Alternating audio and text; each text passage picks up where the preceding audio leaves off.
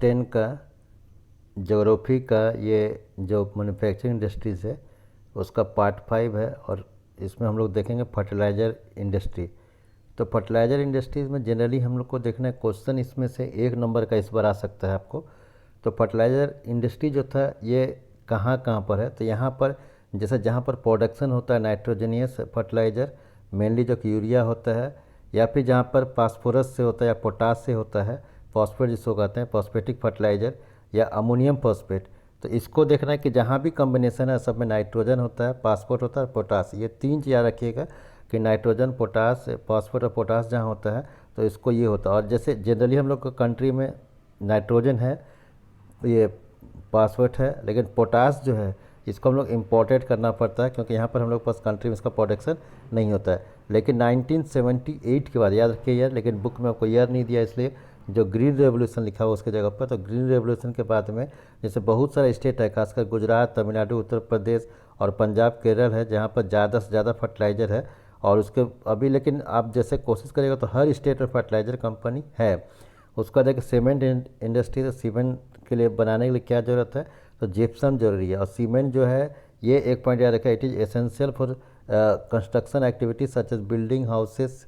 मैंने ये देख रहे कहीं भी आपको मैंने सीमेंट की ज़रूरत है कुछ बनाने के लिए, इंफ्रास्ट्रक्चर बनाने के लिए, तो इसलिए इसमें जैसे इसका क्या क्या ज़रूरत है, तो रॉ मटेरियल जो ज़रूरत है वो ज़्यादा भारी होता है, और मतलब कि ये दिक्कत हो जाता है, हैवी और बल्कि है।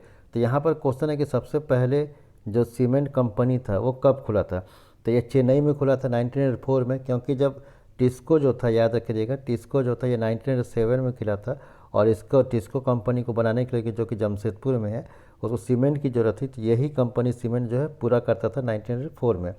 फिर इंडिपेंडेंस के बाद में जो है इंडिया जो है मैंने कि बहुत सारे associate cement, associate corporation of cement के नाम से, एसीसी के नाम से जो इन खुला बहुत सारा सीमेंट, और इसका जो ज़्यादा जो अच्छा क्वालिटी है वो जो है वो मैंने पूरे विदेश में भी चला जाता है, खासकर जो मिडिल ईस्ट, ईस्ट एशिया और अफ्रीका, साउथ एशिया में इसका ज़्यादा से ज़्यादा डिमांड है सीमेंट का।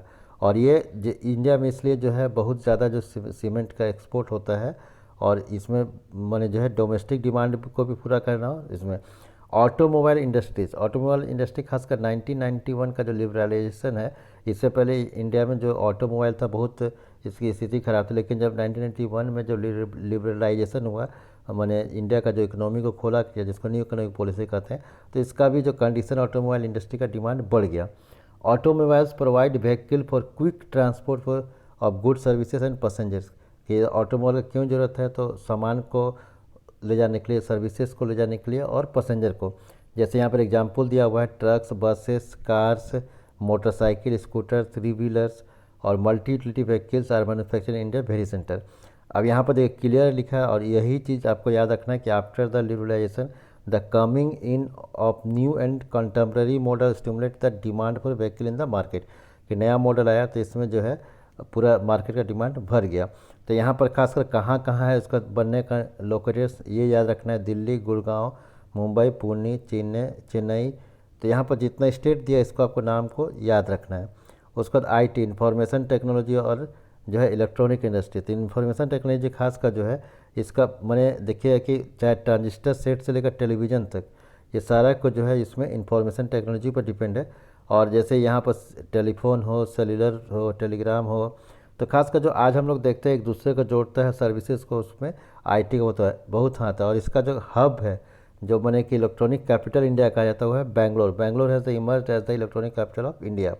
अब आईटी सिर्फ क्या बेंगलोर में ही है, नहीं, इसका जो सेंटर है चाहे मुंबई हो गया, दिल्ली हो गया, हैदराबाद, पुणे, चेन्नई, कोलकाता, कोयम्बटूर, यहाँ पर इसका बहुत ज़्यादा, लेकिन जो इसका कंसंट्रेशन है, जो भीड़ है, वो है बेंगलोर, नोएडा, मुंबई, चेन्नई, हैदराबाद, पुणे। इसको याद रखना है।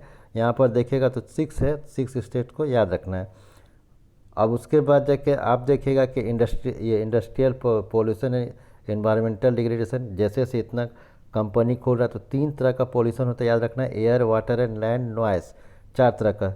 अब इसको नोट्स में हम लोग आते हैं, इसको इस तरह से याद रखिएगा कि जो एयर पोल्यूशन है, एयर पोल्यूशन कैसे होता है, तो इसमें से industry emitted sulphur dioxide and carbon monoxide. फिर स्मोक जो है वो केमिकल, पेपर फैक्ट्री, जो ब्रिक्स, क्लीन और रिफाइनरी से आता है। फिर उसका water pollution caused by organic और inorganic industrial waste. Main culprit जो है इसमें पेपर हो, केमिकल, टेक्सटाइल, ये हो गया।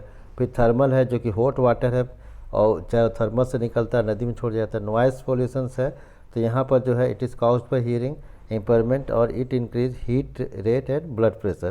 तो इतने याद रखना है। उसके बाद जो इसको देखना है, यहाँ पर आपको जितना इसी चीज़ को यहाँ पर डिटेल में दिया है, लेकिन कंट्रोल ऑफ इन्वायरमेंटल डिग्रेडेशन कैसे कंट्रोल क्या करना है। तो इसका 3 तरीका दिया होगा कि इसको जो है पहले जो, और इसमें कंट्रोल करने के लिए क्या क्या दिया हुआ है। तो यहाँ पर 3 को याद रखना, ये 3 को याद रखना सजेशंस को, कि जब हम छोड़ते हैं तो क्या क्या करना है। जैसे यहाँ पर minimize use water of processing, reusing recycle 2 और more successive stage, harvesting the rain water, फिर ट्रीटमेंट प्लांट करना है। तो भी 3 तरह का देखना है, इसको याद रखना है, ये बहुत इंपॉर्टेंट है इस वर्क के लिए। और उसके बाद देखिए एनटीपीसी का रोल क्या है, उसको आपको याद रखना है। एनटीपीसी का जो रोल है, तो ये एनटीपीसी का जो रोल है, सोज द वे, इसको याद रखना कि है क्या चीज़। तो नेशनल थर्मल पावर कॉरपोरेशन एक ऑर्गेनाइजेशन जो कि पावर प्रोवाइडिंग करता है, और ये क्या क्या ध्यान देता है। तो ये जो 4 पॉइंट है कि यूटिलाइजेशन जो है इक्विपमेंट का लेटेस्ट टेक्नोलॉजी, उसको ध्यान देता है। फिर वेस्ट जो जनरेशन है उसको फिर से मैक्सिमाइजेशन यूटिलाइजेशन करता है। फिर ग्रीन बेल्ट बनाता है, पेड़ पौधा लगा देता है। रिड्यूसिंग इन्वायरमेंट पॉल्यूशन करता है और इकोलॉजिकल मॉनिटरिंग करता है। तो ये देखना है। तो इस तरह से ये जो चैप्टर है फिनिश होता है। तो यहाँ पर आप देखें कि यहाँ पर टॉपिक में चैप्टर फिनिश होता है। Thank you.